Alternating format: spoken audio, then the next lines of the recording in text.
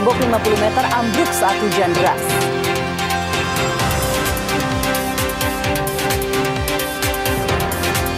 TNI dilibatkan awasi pelaksanaan MIP.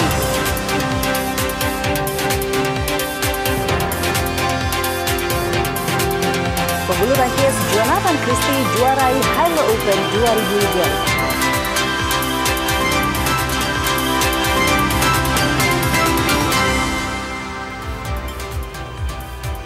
Halo saudara, apa kabar Anda hari ini? Kompas Jatim kembali hadir di hadapan Anda. Selain 3 informasi utama tadi, tim redaksi kami telah menyiapkan sejumlah informasi penting dan inspiratif lainnya untuk Anda. Bersama saya Virgianti Kusuma, kita jelang Kompas Jatim di Kompas TV, independen terpercaya.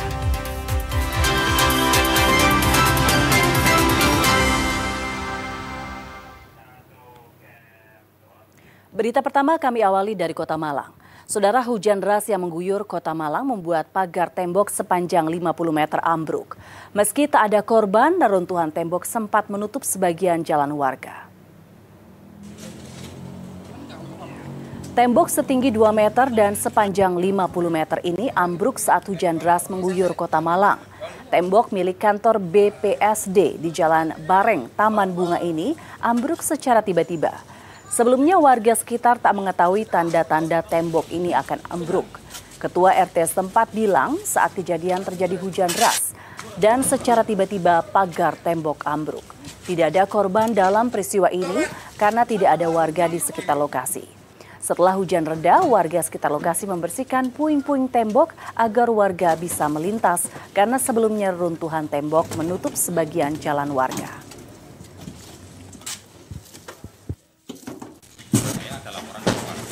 Bahwa ada kejadian kalau tembok ambrol ya, roboh ini. Nah seperti itu. Jadi memang tiba-tiba memang. Jadi yes. Artinya ini dengan warga sama karyawan BPSDM kita langsung sigap untuk menanganinya ini. Ada korban Pak waktu itu? Untuk korban tidak ada. Untuk korban jiwa tidak ada sama sekali. Karena kan memang cuacanya waktu itu kan memang cuaca lagi hujan. Masih soal bencana, banjir di Kecamatan Tanggul, Kabupaten Jember merendam sejumlah titik jalan desa. Pengendara yang nekat melintasi banjir, motornya mogok dan sekolah dilaksanakan secara daring. Banjir luapan Sungai Rowotapen di Desa Tanggul Wetan, Kecamatan Tanggul, Kabupaten Jember, Jawa Timur menggenangi sejumlah titik jalan desa. Genangan air mencapai 100 cm hingga membuat sepeda motor yang menerobos mati mesin atau mogok. Sebagian besar pengendara roda 2 dan roda 4 memilih putar balik untuk menghindari mesin mati karena kemasukan air. Warga memilih jalur lain meski jarak tempuh lebih jauh tapi kendaraan aman. Ya mengganggu ini Mas, karena banyak kendaraan yang balik kan Mas. Ada yang mati juga berarti? Ya, banyak. Sampai ketinggian berapa ini Pak? Ya setengah meter ya Mas. Ada yang 1 meter mungkin Pak ya? Insya Allah kalau kemarin iya. Banjir juga membuat pengelola lembaga pendidikan yakni Sekolah Dasar Negeri Tanggul Wetan 5 memberlakukan pembelajaran daring karena jalan menuju sekolah tergenang banjir. 2 hari ini dari hari Senin dan Selasa anak-anak itu daring, jadi belajar di rumah. Guru-guru tetap masuk gitu. Jadi anak-anak dikirim tugas dari WA, nanti disampaikan ke grup WA. Kalau sudah sesuai jam pelajaran, nanti dikumpulkan lagi lewat WA. Jadi meskipun terkendala banjir, tapi anak-anak itu tetap sekolah gitu dari rumah. Gitu. Hingga Selasa siang, banjir masih menggenang dan berangsur surut. Namun warga tetap waspada karena banjir susulan bisa terjadi kapan saja. Hernawan Mustika, Kompas TV Jember, Jawa Timur. Beralih ke sorotan lainnya, saudara, seorang lansia asal Desa Sowulan, Kabupaten Madiun yang dilaporkan hilang ditemukan meninggal dunia di saluran irigasi. Jenazah korban dievakuasi dan langsung dibawa ke rumah duka. Setelah dilakukan pencarian oleh warga, relawan BPBD dan anggota TNI Polri, Misni lansia 61 tahun warga desa Sewulan, Kecamatan Dagangan, Kabupaten Madiun, akhirnya ditemukan pada Selasa dini hari. Korban ditemukan dalam keadaan telah meninggal dunia di dalam sebuah saluran irigasi yang tidak jauh dari rumahnya. Jenazah korban kemudian dievakuasi dan langsung dibawa ke rumah duka. Menurut Kepala Desa Sewulan, beberapa hari terakhir korban mengeluh sakit. Diduga korban jatuh ke saluran irigasi saat sedang beraktivitas. Selasa dini hari kondisi jenazah sudah diperiksa oleh tim kesehatan dan polisi. Terima kasih sebelumnya saya ucapkan alhamdulillah pada dini hari tadi 12:30 itu warga kami atas nama Misni telah diketemukan. Yang sebelumnya belum diketahui keberadaannya, kan sampai ada tim BPBD, tim Basarnas turun, dan kebetulan ternyata itu ada ditemukan di saluran irigasi. Memang secara garis besarnya warga saya itu sudah sakit 4 hari yang lalu itu dia sudah tidak masuk kerja, katanya teman-temannya kan. Jadi kemungkinan dia punya darah rendah, akhirnya nikah. Sebelumnya, Misni lansia 61 tahun warga Sewulan dilaporkan hilang dari rumah sejak Senin pagi.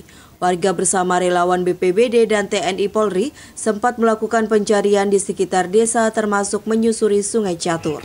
Tim Liputan Kompas TV, Madiun, Jawa Timur.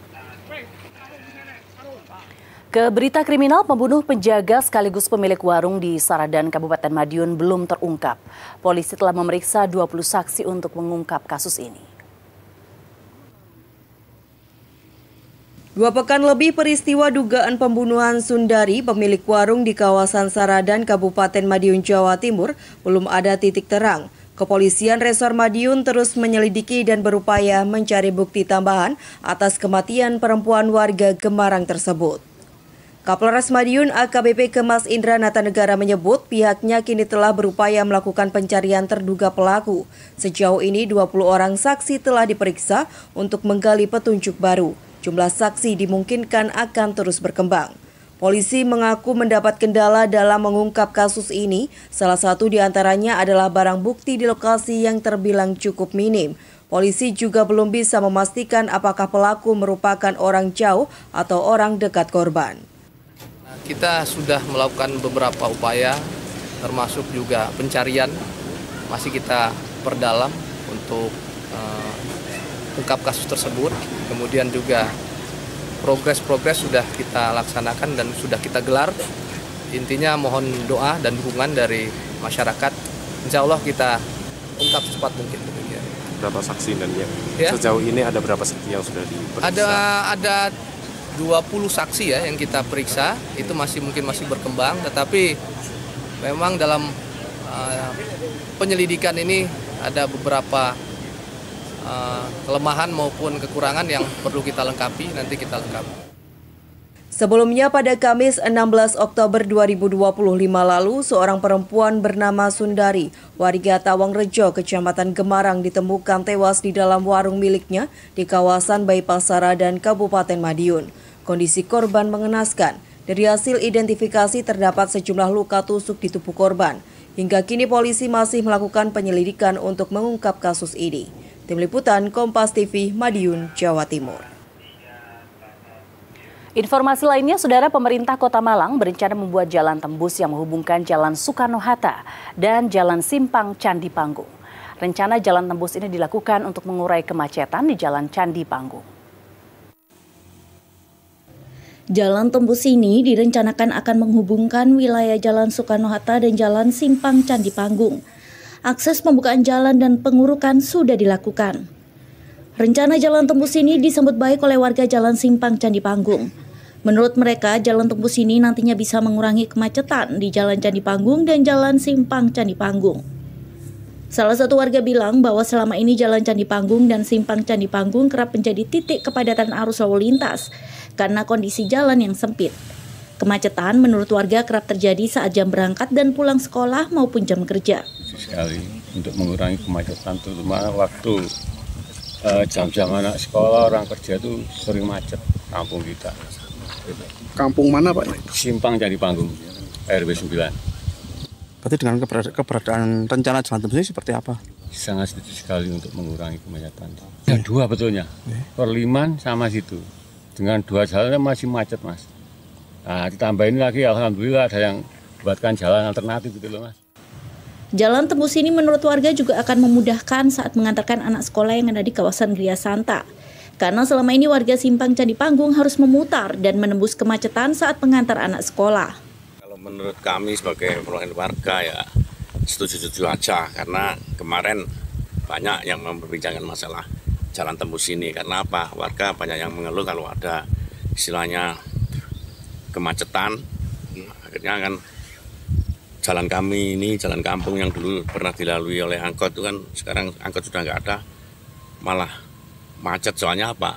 Jalan kita ngepres, jadi kalau umpama ada jalan alternatif jalan tembus ini mungkin kemacetan bisa berkurang. Warga berharap jalan tembus ini bisa segera terrealisasi sehingga kemacetan yang selama ini dirasakan warga Jalan Candi Panggung dan Simpang Candi Panggung bisa teratasi. Tim Liputan, Kompas TV Malang, Jawa Timur. Sementara itu, Saudara, rencana jalan tembus yang menghubungkan wilayah Jalan Soekarno-Hatta dan Jalan Simpang Candi Panggung Kota Malang mendapatkan penolakan dari warga perumahan Gria Santa. Menurut warga, jalan tembus ini dikhawatirkan akan mengganggu keamanan dan ketentraman warga perumahan. Spanduk dan poster berukuran cukup besar terpasang di pintu masuk perumahan Gria Santa, Kota Malang.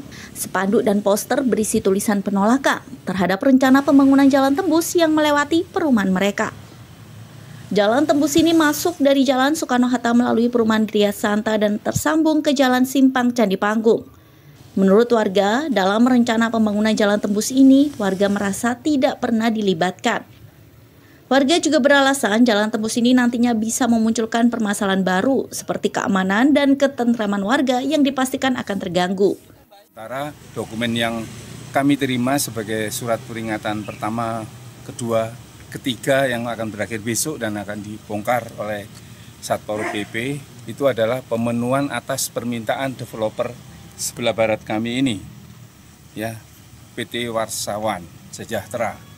Nah, sehingga tidak ada hubungannya antara permintaan dari developer untuk jalan tembus ini dan rencana pemerintah kota yang akan mengurai lalu lintas kemacetan dengan jalan tembus ini. Karena yang macet bukan di sini, tapi di tempat yang lain.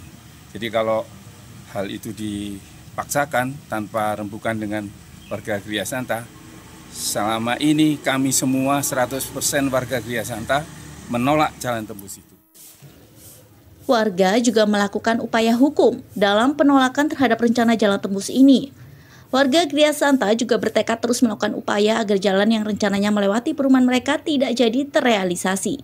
Jelas protes yang tanda tangan nolak itu tanda tangan semua Pak, 100%. Lagi apa langkah berikutnya? Loh, saya emang ambil langkah hukum, sudah masuk di PN, suruh nomornya sudah keluar. Kalau itu keluar secara hukum hukum acara perdata maupun pidana ini perdata ya berhenti, harus berhenti. Rencananya jalan tembus Soekarno-Hatta dan Jalan Simpang Candi Panggung dilakukan untuk mengurangi kemacetan yang kerap terjadi di kawasan Candi Panggung. Proses pembangunan sudah berjalan, namun hingga saat ini jalan masih belum tersambung karena terhalang tembok pembatas perumahan. Tim Liputan, Kompas TV Malang, Jawa Timur. TNI dilibatkan awasi pelaksanaan MBG. Nantikan informasi selengkapnya usai jeda berikut ini. Tetaplah bersama kami di Kompas Jati.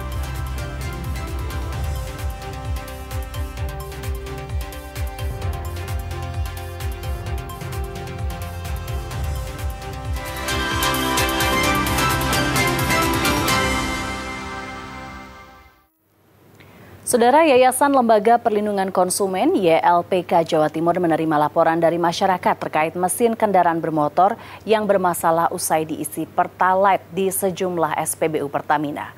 Pertamina dapat terjerat Undang-Undang Perlindungan Konsumen jika terbukti melanggar.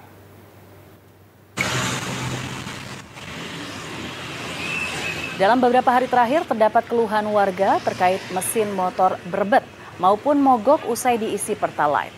Hal ini terjadi di sejumlah daerah di Jawa Timur, di antaranya Tuban, Gresik, Sidoarjo, dan Surabaya. YLPK Jatim menyarankan masyarakat yang dirugikan agar melaporkan adanya dugaan BBM jenis Pertalite tak layak pakai dengan menyertakan bukti pembelian dari SPBU dan keterangan serta nota dari bengkel tempat perbaikan motor. Sejumlah bukti tertulis ini dapat menjadi dasar membawa hal ini ke ranah hukum. Orang sekarang ini mengira bahwa kerusakan itu akibat dari kesalahan produksi sepeda motor. Jadi industri sepeda motor yang dirugikan itu. Nama baik dari nama sepeda motor itu yang dirugikan. Jadi itu ada satu sangkaan konsumen semacam itu. Nah, supaya tidak ada kesalahan semacam itu, jadi dari bengkel harus bisa membuktikan bahwa kerusakan ini adalah kerusakan dari konsumsi BBM yang dibeli pada tanggal sekian-sekian itu sesuai dengan stok yang ada. Sorotan lainnya, dapur program makan bergizi gratis MBG di Surabaya, Jawa Timur kini diawasi ketat oleh TNI. Ditargetkan semua kegiatan di 270 dapur MBG mulai menyiapkan meja makan siswa dan proses pembuatan hingga penyajian menu MBG dipantau untuk mencegah makanan basi dan keracunan. Tentara Nasional Indonesia atau TNI turut berperan dalam mengawasi pelaksanaan program makan bergizi gratis atau MBG. Keterlibatan TNI ini bertujuan untuk memastikan program berjalan sesuai standar, memberikan manfaat maksimal bagi masyarakat, serta mengantisipasi potensi masalah seperti menu basi hingga keracunan massal. Komandan Kodim 0830 Surabaya, Kolonel Infanteri Bambang Raditya menegaskan bahwa pengawasan dilakukan mulai dari proses memasak hingga pendistribusian makanan ke sekolah. Mekanismenya di setiap dapur Mitra Satuan Pelayanan Pemenuhan Gizi atau SPPG telah diterjunkan personil Babinsa dari Koramil setempat dengan dibantu langsung oleh Babin Kamtibmas Polri serta pemerintah Kota Surabaya. Bahkan pemerintah Kota Surabaya juga telah mengeluarkan surat edaran dan surat keputusan terkait dengan satuan tugas atau Satgas yang akan membantu mengawasi program MBG ini. Satgas tersebut terdiri dari berbagai dinas terkait seperti Dinas Kesehatan dan Dinas Lingkungan Hidup. Sementara hingga saat ini sudah ada 23 dapur yang beroperasi di Kota Surabaya dalam program MBG tersebut. Rencananya ada 30 dapur MBG lagi yang akan segera dibangun karena memang targetnya ada sekitar 270 dapur mitra SPBG yang akan dibangun di seluruh kota Surabaya untuk mensuplai makan bergizi gratis bagi seluruh pelajar di sekolah-sekolah. Jadi kita mengawasi mulai dari proses pemasakan, proses masak sampai dengan pendistribusian. Jadi di setiap SPBG itu sudah kita turunkan Babinsa dan Babinsa Mas, juga dibantu oleh Pemkot. Kemarin Pemkot juga sudah mengeluarkan surat edaran, sudah mengeluarkan SK terkait dengan Satgas. Satgas yang akan membantu SPBG dalam kita dalam mengawasi SPBG. Dari Dinas Kesehatan, dari Dinas Lingkungan Hidup sudah ada. TNI juga akan bertindak tegas jika menemukan adanya penyimpangan atau pelanggaran standar operasional prosedur atau SOP dalam pelaksanaan program MBG ini. Tim Liputan, Kompas TV Surabaya, Jawa Timur. Saudara, sejak beberapa hari terakhir, harga ikan laut di Pasar Kota Kediri mulai merangkak naik. Naiknya harga ikan laut membuat penjualan pedagang menurun. Sejak beberapa hari terakhir, harga ikan laut di sejumlah pasar Kota Kediri mengalami kenaikan. Seperti halnya di Pasar Stono Petek, kenaikan harga ikan laut mulai dari Rp2.000 hingga Rp3.000.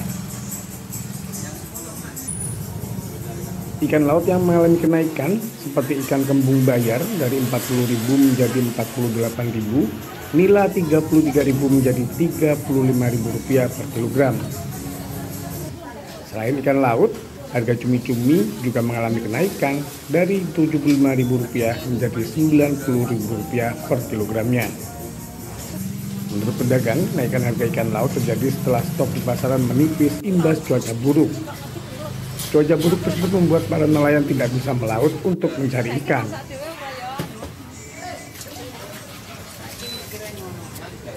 Akibatnya, penjualan pedagang kini mengalami penurunan jika dibandingkan dengan harga normal. Jika biasanya dalam satu hari mampu menjual hingga 50 kg ikan, kini membutuhkan waktu 2 hari. Kurang, terus nelayannya yang di sana yang dari lautnya biasanya kapal kecil laut nggak bisa melaut karena cuaca. Oh, cuaca buruk mas? Iya, cuaca buruk. Pak, penjualannya biasanya berkurang. Yang biasanya satu teripung beratnya 50 kg sampai 60 itu biasanya satu hari habis. Ini tidak habis mas. Biasanya 2 hari sampai 2 hari aja. Pedagang memprediksi kenaikan harga ikan laut akan terus berlanjut mengingat saat ini cuaca buruk melanda di berbagai daerah. Ismail Hasan, Kompas TV, Kediri, Jawa Timur. Wakil Menteri Usaha Mikro, Kecil, dan Menengah berharap pelaku UMKM melek digital sehingga produk lokal bisa bersaing secara global. Berkembangnya produk UMKM bisa mengurangi ketergantungan produk impor dan meningkatkan kesempatan kerja di dalam negeri. Hal itu disampaikan Wakil Menteri UMKM Helvi Yuni Moroza usai menandatangani perjanjian kerjasama penguatan kemitraan rantai pasok usaha mikro klaster pangan di Kabupaten Jember, Jawa Timur pada Senin sore. Menurut Wakil Menteri UMKM, saat ini pelaku UMKM banyak yang menerapkan cara tradisional sehingga tergerus persaingan digital. Wamen UMKM berharap pelaku UMKM memiliki modal dan melek digital sehingga dapat bersaing dengan produk impor. Pemerintah akan memberikan pelatihan dan pendampingan agar pelaku UMKM berkembang, mandiri, dan berdaya saing.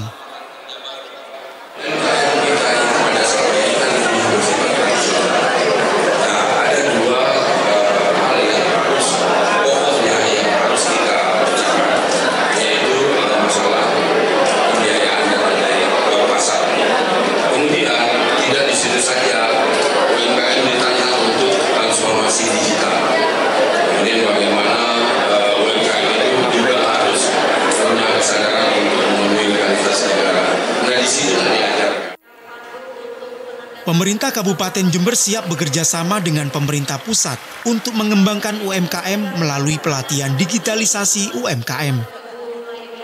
Bahwa ada langkah konkret dari pemerintah pusat untuk bagaimana membina UMKM, disambungkan antara UMKM dengan usaha-usaha besar, sehingga saya pikir itu akan menjamin keberlangsungan UMKM yang ada di Kabupaten Jember.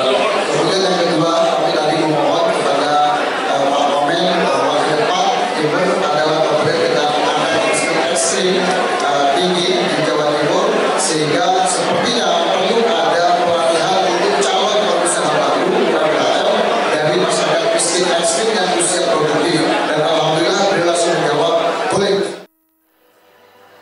Pelaku UMKM menyambut baik pelatihan digitalisasi dan berharap pemerintah membuat regulasi yang mengharuskan lembaga negara membeli produk UMKM. Makin hari makin baik, tapi kalau lebih baik lagi, misalkan UMKM kok dijadikan pajangan aja. Jangan dibaca, misalkan ada regulasi dari pemerintah mengatur, misalkan setiap sebulan sekali UMKM barang-barangnya dibeli, ada regulasi ya, kayak gitu. Jadi kita ini berlomba-lomba. Dalam acara ini, Wakil Menteri berkesempatan menggelar dialog dengan pelaku UMKM se-Kabupaten Jember. Hernawan Mustika, Kompas TV Jember, Jawa Timur. Saudara, seorang ibu rumah tangga di Kediri sukses menekuni usaha busana dengan teknik eco print. Bahkan hasil karyanya mampu terjual hingga di pasar luar negeri. Sri Ayuni setiap pagi selalu memetik berbagai jenis daun di halaman rumahnya. Daun itu dipetik untuk dipakai mewarna sejumlah kain. Warga Kelurahan Bandar Kidul, Kota Kediri itu menekuni usahanya sejak 2016 yang lalu. Berawal dari hobi membatik, akhirnya ibu satu anak itu menekuni teknik ekoprint. Dipilihnya teknik ekoprint karena ramah lingkungan dan lebih praktis membuatnya. Berkat ketekunan dan kerja kerasnya, Sri Ayuni mampu memproduksi hingga 25 potong kain dalam 1 bulannya. Kain itu sebagian besar dijual dan dibentuk berbagai busana seperti kaos, daster, outer, hingga tas. Dalam 1 bulannya mampu menjual hingga 30 lebih hasil karya ekoprint. Perempuan berumur 57 tahun itu mengaku hasil karyanya mampu terjual di seluruh Indonesia dan pasar luar negeri seperti Filipina dan Singapura. Selain melestarikan budaya alam dan juga ramah lingkungan ya, otomatis ya bisnis juga ya, menghasilkan uang juga membantu perekonomian kami. Bu, ini kan kain yang dihasilkan tuh bisa dibentuk apa aja sih, Bu? Ya, kain yang dihasilkan bisa kita pakai outer, bisa pakai topi, bisa pakai mukena, bisa pakai jilbab, bisa pakai tas. Nah, kalau penjualannya kita sudah internasional ya, se-Indonesia sudah, bahkan kita ke luar negeri. Nah, itu ke Singapura sama Filipina. Itu barang yang favorit di apa? Itu sudah berupa fashion, berupa baju. Iya. Sang pemilik menjual hasil karyanya mulai harga 50.000 hingga jutaan rupiah, tergantung jenis kainnya. Selain teknik ekoprint, Sri Ayuni juga menjual berbagai kain dengan teknik batik tulis. Ismail Hasan, Kompas TV, Kediri, Jawa Timur. Pebulu tangkis Indonesia Jonathan Christie juarai Hilo Open 2025. Nantikan informasi selengkapnya usai jeda berikut.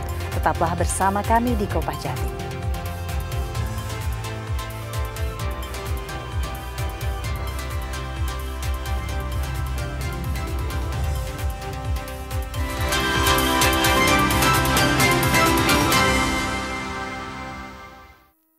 Dari informasi olahraga, kita buka dari turnamen bulu tangkis Super 500 BWF.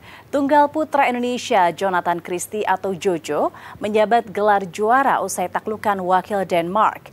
Sayangnya Indonesia harus kehilangan 2 gelar usai Putri Kusuma Wardani dan Sabar Karyaman Gutama. Reza Pahlavi gagal di laga final. Indonesia loloskan 3 wakil di final turnamen level 500 BWF Hilo Open 2025. Salah satunya tunggal putra Jonathan Christie. Jojo yang menempati unggulan 2 ditantang pebulu tangkis Denmark Magnus Johansson pada laga Senin dini hari. Sempat lambat panas di awal, Jojo akhirnya mampu menemukan ritmenya. Dalam 2 set langsung, 21-14 dan 21-14, pebulu tangkis non-pelatnas ini sukses menyegel gelar juara. Ini jadi gelar ketiga Jojo pada tahun ini. Sayang, keberuntungan gagal menaungi ganda putra Sabar Karyaman Gutama, Reza Pahlavi. Diunggulkan di tempat ke-6, Sabar Reza harus takluk dari pasangan Taiwan, Chiu Xiang Che, Wang Chilin. Dalam tempo 41 menit, duet besutan Hendra Setiawan menyerah 19-21 dan 18-21. Gelaran runner-up juga harus diterima tunggal putri, Putri Kusuma Wardani. Pemain yang karib disapa Putri KW ini sejatinya menempati unggulan teratas. Namun takdir berkata lain. Menghadapi unggulan 2 asal Denmark, Mia Blichfeld, Putri KW tumbang lewat drama rubber game 11-21, 21-7, dan 12-21. Indonesia berhasil mempertahankan gelar juara umum di Para Badminton Internasional yang berlangsung di Solo, Jawa Tengah. Berbekal 6 medali emas, pemain Indonesia berhasil menambah poin Paralimpiade. Dalam partai final di Gor Indoor Manahan Solo, Jawa Tengah, Indonesia berhasil mempertahankan gelar juara umum Indonesia Para Badminton Internasional. Tahun ini lebih istimewa karena turnamen sudah berada di level 1. Indonesia meraih 6 medali emas dari ganda campuran SH6 atas nama Subhan dan Rina Marlina.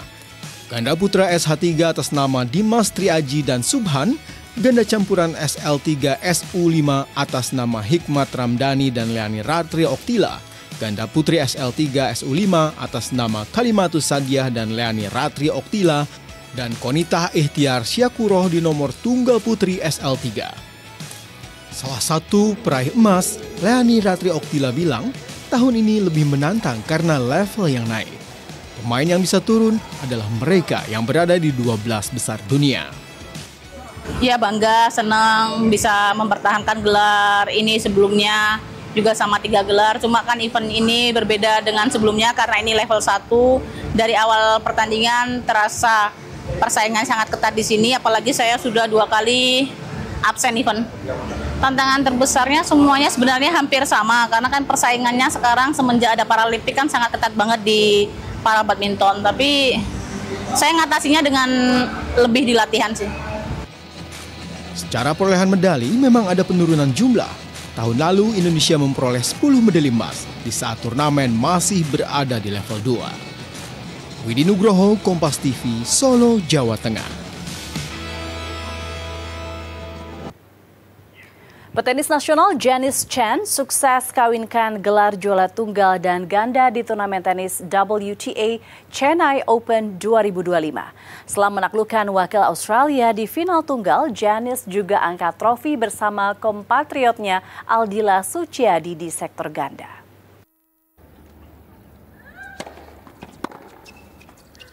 Petenis nasional Janice Chen terus berkibar di panggung dunia. Usai sederet hasil positif, petenis 23 tahun torehkan tingkat emas lainnya dengan memenangkan turnamen level 250 WTA Chennai Open. Menantang petenis Australia Kimberly Birrell, Janice tak gentar.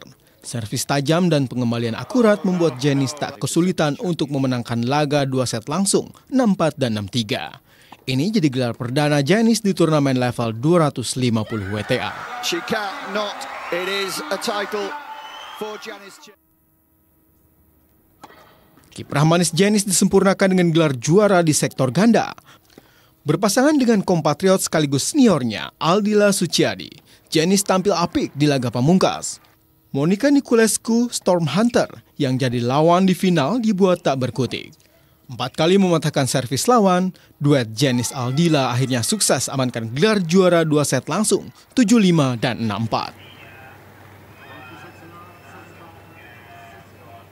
Masih seputar informasi olahraga, saudara uji coba kontra Australia, Timnas Futsal Indonesia petik kemenangan 3-1 di antaranya lewat brace Brian Ick.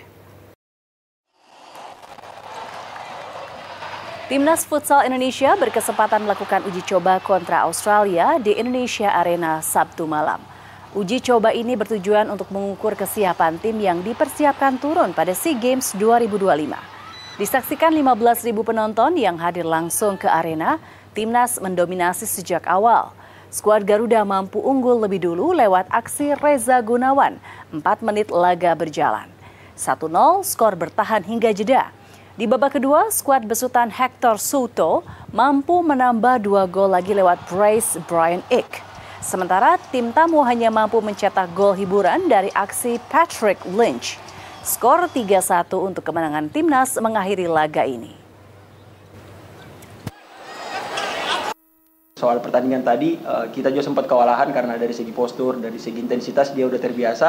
Tapi babak kedua kita sudah bisa beradaptasi dan ya walaupun kita menang tapi bukan performa kita yang terbaik. Dan coach juga bilang tadi bukan performa kita dan semoga kedepannya kita bisa lebih bagus lagi dan bisa apa yang kita impikan seperti SEA Games kita bisa dapat medali emas dan AFC kita bisa memberikan penampilan yang terbaik.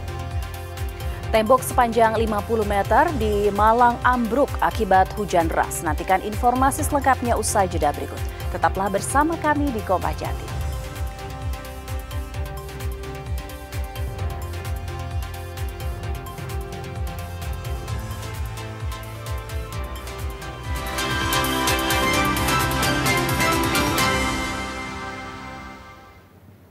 Saudara, hujan deras yang mengguyur sebagian kota Malang membuat pagar tembok milik kantor BPSD sepanjang 50 meter ambruk. Meski tak ada korban, keruntuhan tembok sempat menutup sebagian jalan warga. Tembok setinggi 2 meter dan sepanjang 50 meter ini ambruk saat hujan deras mengguyur Kota Malang. Tembok milik kantor BPSD di Jalan Bareng, Taman Bunga ini ambruk secara tiba-tiba. Sebelumnya warga sekitar tak mengetahui tanda-tanda tembok ini akan ambruk. Ketua RT setempat bilang saat kejadian terjadi hujan deras dan secara tiba-tiba pagar tembok ambruk. Tidak ada korban dalam peristiwa ini karena tidak ada warga di sekitar lokasi. Setelah hujan reda, warga sekitar lokasi membersihkan puing-puing tembok agar warga bisa melintas karena sebelumnya runtuhan tembok menutup sebagian jalan warga. Ada laporan dari warga bahwa ada kejadian tembok ambrol ya, roboh ini. Nah seperti itu. Jadi memang tiba-tiba memang. Jadi yes. Artinya ini dengan warga sama karyawan BPSDM kita langsung sigap untuk menanganinya ini. Ada korban Pak waktu itu? Untuk korban tidak ada. Untuk korban juga tidak ada sama sekali. Karena kan memang cuacanya waktu itu kan memang. Beralih ke sorotan lainnya, saudara, seorang lansia asal Desa Sewulan, Kabupaten Madiun yang dilaporkan hilang ditemukan meninggal dunia di saluran irigasi. Jenazah korban dievakuasi dan langsung dibawa ke rumah duka. Setelah dilakukan pencarian oleh warga, relawan BPBD dan anggota TNI Polri, Misni lansia 61 tahun warga Desa Sewulan, Kecamatan Dagangan, Kabupaten Madiun, akhirnya ditemukan pada Selasa dini hari. Korban ditemukan dalam keadaan telah meninggal dunia di dalam sebuah saluran irigasi yang tidak jauh dari rumahnya. Jenazah korban kemudian dievakuasi dan langsung dibawa ke rumah duka. Menurut Kepala Desa Sewulan, beberapa hari terakhir korban mengeluh sakit. Diduga korban jatuh ke saluran irigasi saat sedang beraktivitas. Selasa dini hari kondisi jenazah sudah diperiksa oleh tim kesehatan dan polisi. Terima kasih sebelumnya saya ucapkan alhamdulillah pada dini hari tadi 12:30 itu warga kami atas nama Misni telah diketemukan. Yang sebelumnya belum diketahui keberadaannya kan sampai ada tim BPBD, tim Basarnas turun dan kebetulan ternyata itu ada ditemukan di saluran irigasi. Memang secara garis besarnya warga saya itu sudah sakit 4 hari yang lalu itu dia sudah gak masuk kerja, katanya teman-temannya kan jadi kemungkinan dia punya darah rendah akhirnya nikah. Sebelumnya Misni lansia 61 tahun warga Sewulan dilaporkan hilang dari rumah sejak Senin pagi. Warga bersama relawan BPBD dan TNI Polri sempat melakukan pencarian di sekitar desa termasuk menyusuri Sungai Catur. Tim Liputan Kompas TV, Madiun, Jawa Timur. Dapur program makan bergizi gratis MBG di Surabaya, Jawa Timur kini diawasi ketat oleh TNI. Ditargetkan semua kegiatan di 270 dapur MBG mulai menyiapkan meja makan siswa dan proses pembuatan hingga penyajian menu MBG dipantau untuk mencegah makanan basi dan keracunan. Tentara Nasional Indonesia atau TNI turut berperan dalam mengawasi pelaksanaan program makan bergizi gratis atau MBG. Keterlibatan TNI ini bertujuan untuk memastikan program berjalan sesuai standar, memberikan manfaat maksimal bagi masyarakat, serta mengantisipasi potensi masalah seperti menu basi hingga keracunan massal. Komandan Kodim 0830 Surabaya, Kolonel Infanteri Bambang Raditya menegaskan bahwa pengawasan dilakukan mulai dari proses memasak hingga pendistribusian makanan ke sekolah. Mekanismenya di setiap dapur Mitra Satuan Pelayanan Pemenuhan Gizi atau SPPG telah diterjunkan personil Babinsa dari Koramil setempat dengan dibantu langsung oleh Babin Kamtibmas Polri serta pemerintah Kota Surabaya. Bahkan pemerintah Kota Surabaya juga telah mengeluarkan surat edaran dan surat keputusan terkait dengan satuan tugas atau Satgas yang akan membantu mengawasi program MBG ini. Satgas tersebut terdiri dari berbagai dinas terkait seperti Dinas Kesehatan dan Dinas Lingkungan Hidup. Sementara hingga saat ini sudah ada 23 dapur yang beroperasi di Kota Surabaya dalam program MBG tersebut. Rencananya ada 30 dapur MBG lagi yang akan segera dibangun karena memang targetnya ada sekitar 270 dapur mitra SPBG yang akan dibangun di seluruh kota Surabaya untuk mensuplai makan bergizi gratis bagi seluruh pelajar di sekolah-sekolah. Jadi kita mengawasi mulai dari proses masakan, proses masak sampai dengan pendistribusian. Jadi di setiap SPBG itu sudah kita turunkan Babinsa dan Babinsa Mas, juga dibantu oleh Pemkot. Kemarin Pemkot juga sudah mengeluarkan surat edaran, sudah mengeluarkan SK terkait dengan Satgas. Satgas yang akan membantu SPBG dalam membantu kita dalam mengawasi SPBG dari Dinas Kesehatan, dari Dinas Lingkungan Hidup sudah ada. TNI juga akan bertindak tegas jika menemukan adanya penyimpangan atau pelanggaran standar operasional prosedur atau SOP dalam pelaksanaan program MBG ini. Tim Liputan, Kompas TV Surabaya, Jawa Timur. Dari sorotan informasi olahraga, kita buka dari turnamen bulu tangkis Super 500 BWF. Tunggal putra Indonesia, Jonathan Christie atau Jojo, menyabat gelar juara usai taklukan wakil Denmark. Sayang Indonesia harus kehilangan 2 gelar usai Putri Kusuma Wardani dan Sabar Karyaman Gautama, Reza Pahlevi, gagal di laga final. Indonesia loloskan 3 wakil di final turnamen level 500 BWF Hilo Open 2025. Salah satunya tunggal putra Jonathan Christie. Jojo yang menempati unggulan 2 ditantang pebulu tangkis Denmark, Magnus Johansson, pada laga Senin dini hari. Sempat lambat panas di awal, Jojo akhirnya mampu menemukan ritmenya. Dalam 2 set langsung, 21-14 dan 21-14, pebulu tangkis non-pelatnas ini sukses menyegel gelar juara. Ini jadi gelar ketiga Jojo pada tahun ini. Sayang, keberuntungan gagal menaungi ganda putra Sabar Karyaman Gautama, Reza Pahlevi. Diunggulkan di tempat ke-6, Sabar Reza harus takluk dari pasangan Taiwan, Chiu Xiang-che, Wang Chilin. Dalam tempo 41 menit, duet besutan Hendra Setiawan menyerah 19-21 dan 18-21.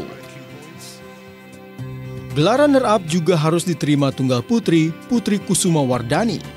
Pemain yang karib disapa Putri KW ini sejatinya menempati unggulan teratas. Namun takdir berkata lain.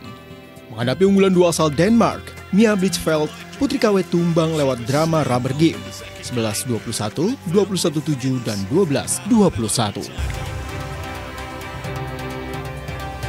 Menikmati sate kelinci di tengah kesejukan akan kami hadirkan usai jeda berikut. Tetaplah bersama kami di Kompas Jatim.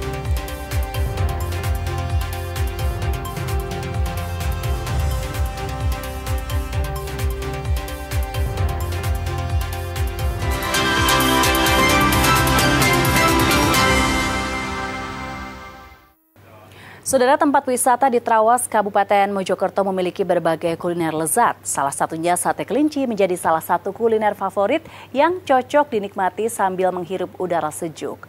Dan informasi ini sekaligus menutup jumpa kita di Kompas Jatim hari ini. Jangan lupa saudara, untuk menyaksikan live streaming kami di kompas.tv dan channel YouTube Kompas TV Jawa Timur. Kompas TV independen terpercaya. Saya Virgianti Kusuma, sampai jumpa. Trawas Mojokerto terkenal dengan kuliner sate, terutama sate kelinci. Saat memasuki daerah Trawas, hampir di setiap titik jalan terdapat warung yang menyediakan sate kelinci. Bisa mampir ke warung PCP yang berada di dekat Hotel Royal Grand dan PCP Trawas. Di warung PCP ini, pengunjung dapat merasakan suasana tempo dulu dari pedagang sate yang masih menggunakan gerobak panggul. Di warung PCP ini, pilihan varian kuliner sate cukup banyak, yakni ada sate kelinci, ayam, taichan, jamur, hingga kambing. Sate apa ini, Bu? Ayam, kambing, kelinci, jamur. Yang paling diminati? Ayam di sini. Ayam ya? Ayam semua. Oke. Sate, ayam, kambing, kelinci, sehari jamur. habis berapa porsi, Bu? Berapa sondo sate? Nggak mesti, kadang 1.500, kadang 1.000. Kadang 1.000. Iya. Biasanya hari apa yang ramai, Bu? Hari Minggu. Hari Minggu ya? Bukanya Jumat, Sabtu, Minggu sama tanggal merah. Rata-rata dari mana pembeli ini, Bu? Dari Surabaya. Dari Surabaya ya? Malang, Surabaya. Salah satunya Beni, pecinta sate kelinci. Dirinya bersama teman-temannya jauh-jauh dari Tuban hanya untuk mengobati rindu makan sate kelinci di Trawas. Dari mana nih Mas? Ke Trawas nih ngapain? Catering. Mas ini makan apa nih? Sate apa ini? Sate kelinci. Emang suka sate kelinci? Suka. Berapa kali makan di sini Dan? Sering atau? 3 kali ini ya. Emang cocok ya makan sate di sini ya. Rasanya gimana nih Mas? Enak, gurih. Enak, gurih. Berapa ini Mas satu porsi biasanya? Dalam setiap harinya, para pedagang sate kelinci mampu menjual puluhan hingga ratusan porsi. Per porsi sate kelinci di sini cukup murah, yakni Rp27.000 per porsi. Selain itu, untuk harga sate ayam, jamur hingga kambing mulai dari Rp20.000 hingga Rp35.000 per porsi. Tim Liputan, Kompas TV Surabaya, Jawa Timur.